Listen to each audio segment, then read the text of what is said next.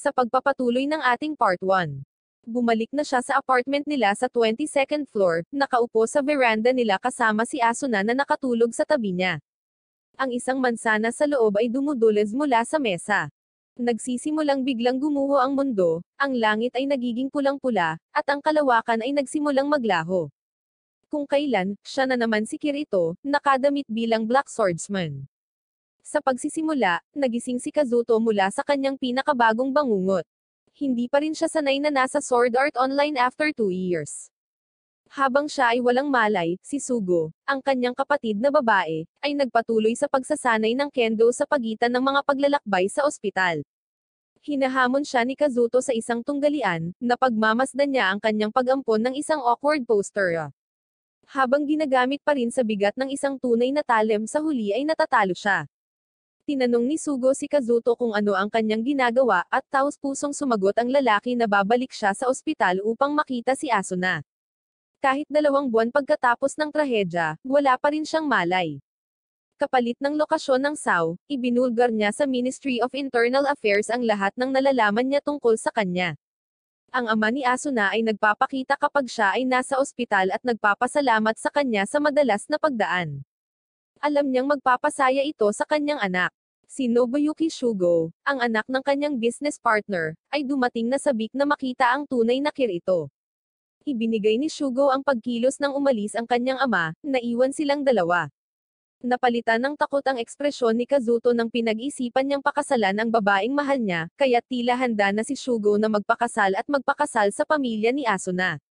Si Shugo, na nagtatrabaho para sa kumpanya ng ama ni Asuna na Rec Progress na pumalit sa mga server ng SAO, ay nag-claim na siya ay may karapatan sa kanya dahil sinusubukan niyang panatilihing buhay ang mga server at, sa makatuwid, si Asuna, pagkatapos na ang kumpanyang Argus ay madala sa bangkarota. Hinalok niya si Kazuto ng konsesyon ng isang imbitasyon sa kasal, na binyantaan si Kazuto kung sakaling babalik siya upang bisitahin, na ikinagalit ni Kazuto. Nagpadala si Agile kay Kazuto ng isang email na may kasamang larawan ng isang babae na kahawig ni Asuna. Bumisita si Kazuto kay Agile sa kanyang pub para tanungin siya tungkol sa ibinigay na larawan. Ito ay lumabas na isang screenshot mula sa Alfheim Online, isang ibang VR MMO na mahalagang kahalili ng SAO ngunit may mas maraming engkanto at mas kaunting karahasan. Bagamat walang nakarating sa tuktok, may isa pang screenshot ng birdcage na nakuna ng isang taong malapit nang maabot ang World Tree kung saan kinunan ang screenshot. Nang gustong hiramin ni Kazuto ang kopya ni Agile, natuklasan niya na ang Rec Progress ang gumagawa. Hindi pa rin siya sigurado kung paano haharapin ang psikolohikal na pasanin na nagpapahirap sa kanya nitong mga nakaraang taon. Muli niyang inilagay ang nerve gear, pumili ng isang Spriggan bilang kanyang lahi, at binigyan ang kanyang sarili ng pangalang Kirito. Siya ay ipinadala sa laro, kung saan siya ay nagsimulang bumaba ngunit pagkatapos ay huminto sa kalagitnaan ng hangin dahil sa isang anomalya. Lumilitaw ang isang madilim at pixelated na butas na itinapon siya sa gitna ng isang kagubatan. Natutuwa siyang makita ang apps yung mag-logout kapag tiningnan niya ang menu. Nasa kanya pa rin ang lahat ng kanyang kagamitan at talento mula sa SAO.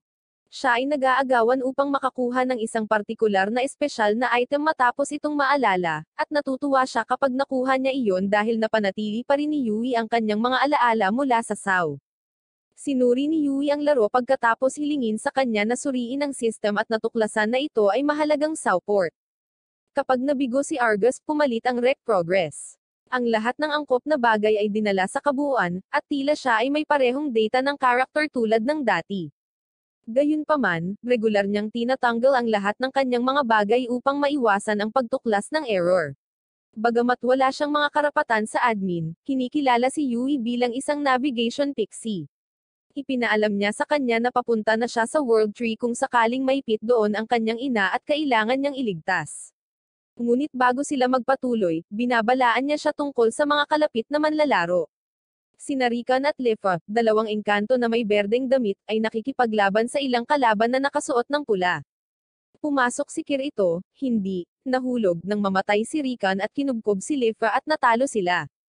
Pumatay ng 2, habang pinipili ng pangatlo na iwasan ang pagkawala at tumakas. Habang papunta sila sa settlement ng Sylph, ibang lahi, tinuruan niya siya kung paano lumipad ng hindi nangangailangan ng controller, na agad niyang kinuha.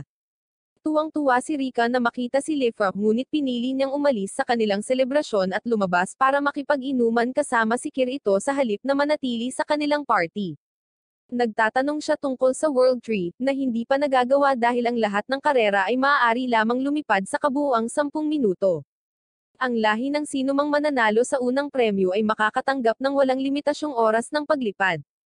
Naiirita si Kirito dahil alam niyang dapat may paraan para magtagumpay kahit ano paman.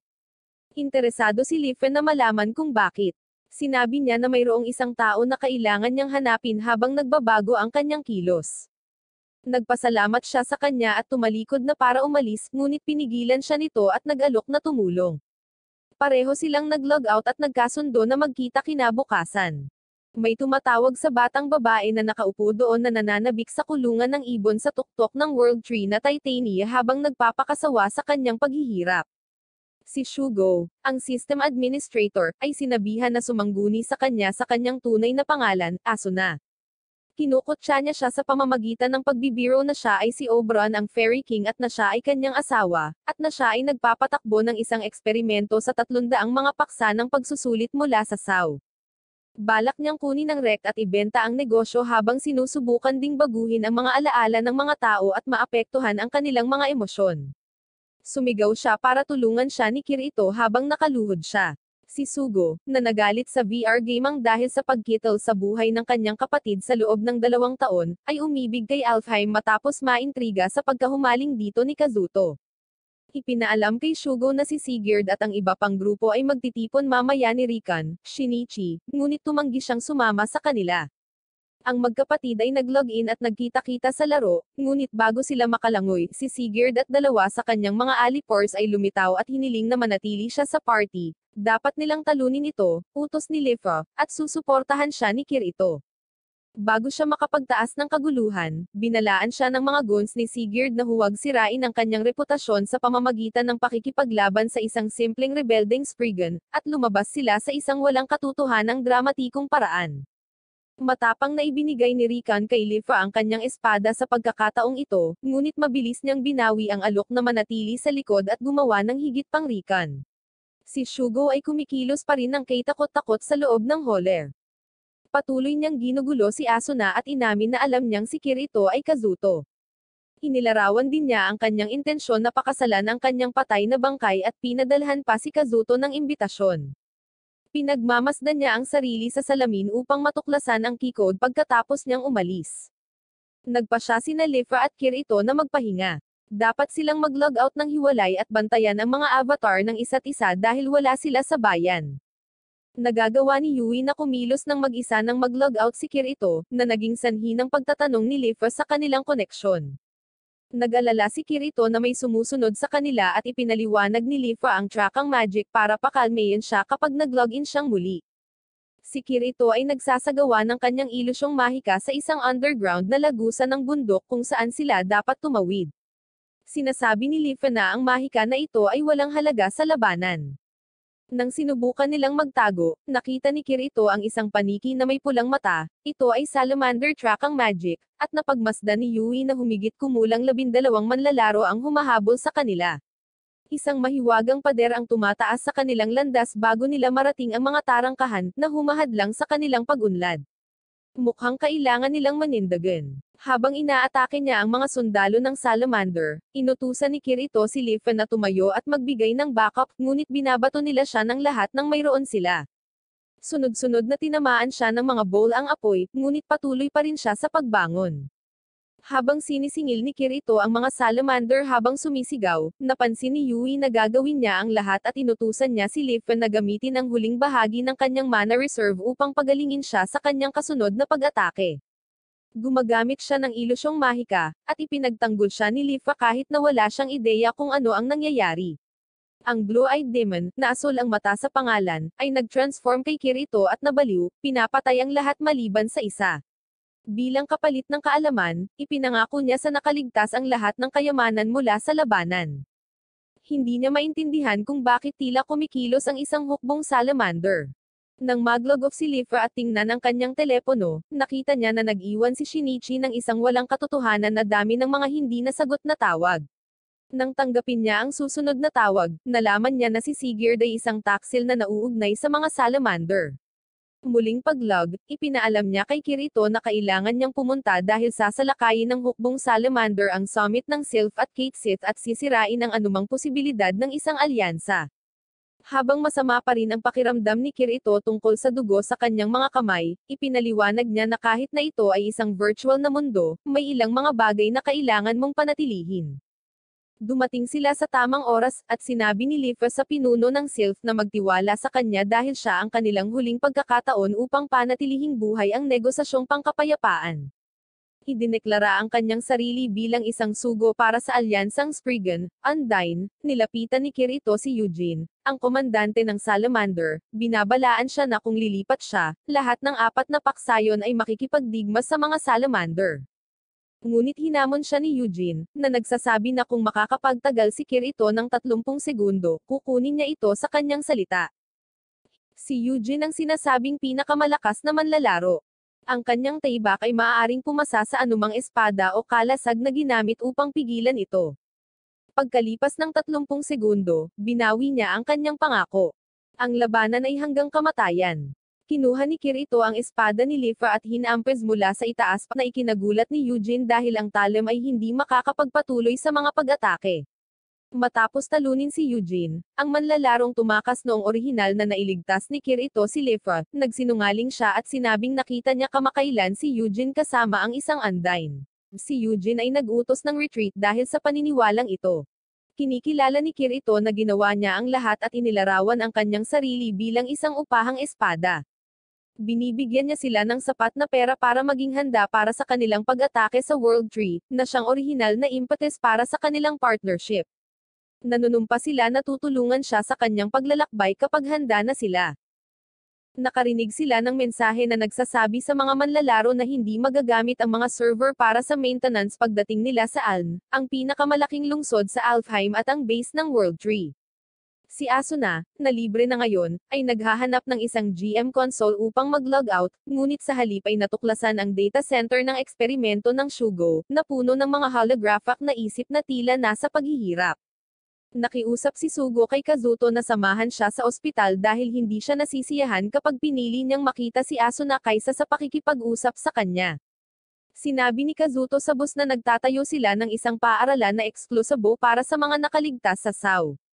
Si Asuna ay tumakas mula sa 2 purple na halimaw na namamahala sa mga eksperimento habang hinahanap ang console, nahuli siya bago siya makapag-log out, at inutusan sila ng boss na ibalik siya sa hole at baguhin ang programming. Nagtagumpay siya sa pagkuha ng GM access code. Napagpasyahan ni Sugo na maaaring hindi magandang ideya ang pagpunta sa ospital. Pagkatapos nilang mag-login, sinubukan ni Kirito na aliwin si Leafa.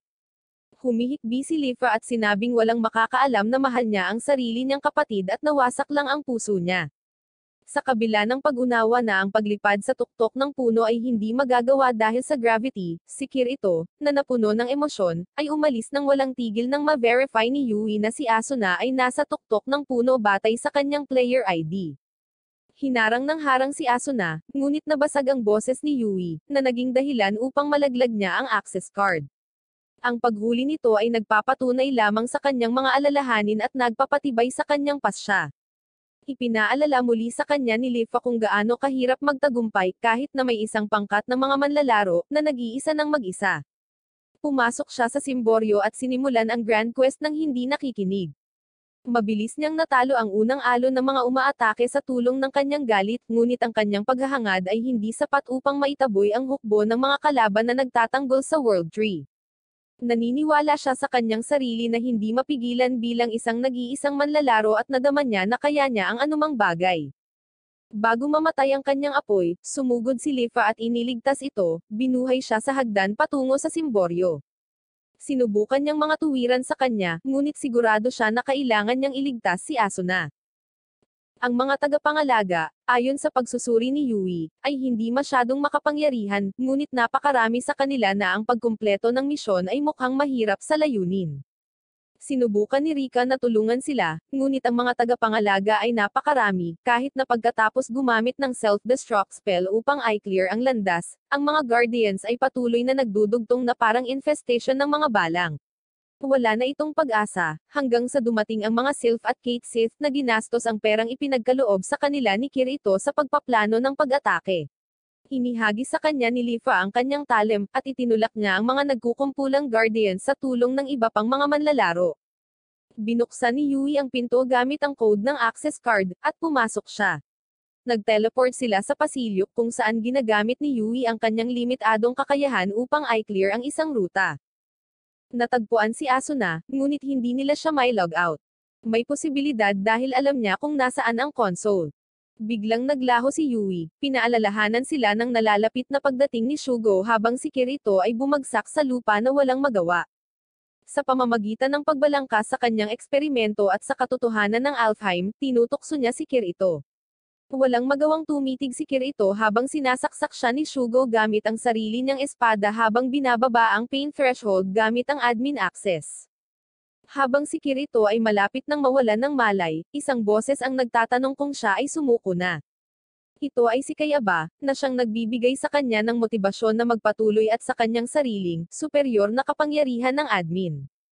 Madaling ipinadala siya ni Kirito, matapos putulin ang kanyang kanang kamay at ihagis si Shugo sa hangin, tinusok niya ito ng kanyang espada habang sumisigaw si Shugo at bumagsak sa lupa.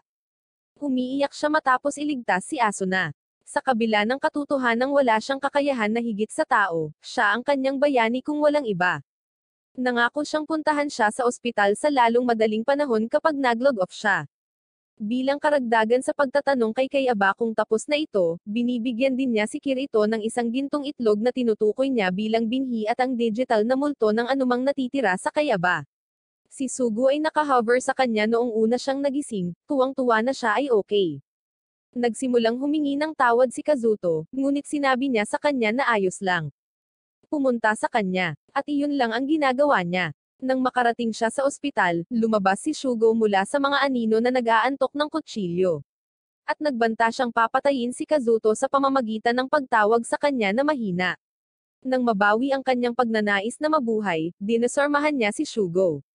Sa wakas ay nagkamalay na si Asuna sa ospital, at sa wakas ay nagkita na sila ng personal. Sinimulan nila ang kanilang unang semestre sa paaralan ng mga survivors ng SAO makalipas ang ilang buwan. Nakulong si Shugo noong gabing iyon sa parking lot, at pagkatapos ng lahat ng kalunos-lunos na sakuna at pagsubok sa player, ang mga VRMMO ay inabandona. Iniulat na nagpakamatay si Kayaba, ngunit alam ni Kazuto na matagumpay niyang nai-upload ang kanyang kamalayan. Ang grupo ng mga kaibigan na ginawa nila sa bar ni Agile ay nagsasama-sama dahil ang SID, isang software na nagbibigay daan para sa pagtatayo ng mga VRMMORPG, ay nahuhuli mula noong ito ay ginawang available sa publiko. Sa Alfheim, muling itinayo nila ang lumulutang na kastilyo mula sa SAO. Sa pagkakataong ito, sumumpo siya na lupigin ang lahat ng 100 antas. Tiyaking mag-subscribe at i-on ang notification bell para sa higit pang mga video na tulad nito. Salamat sa panonood.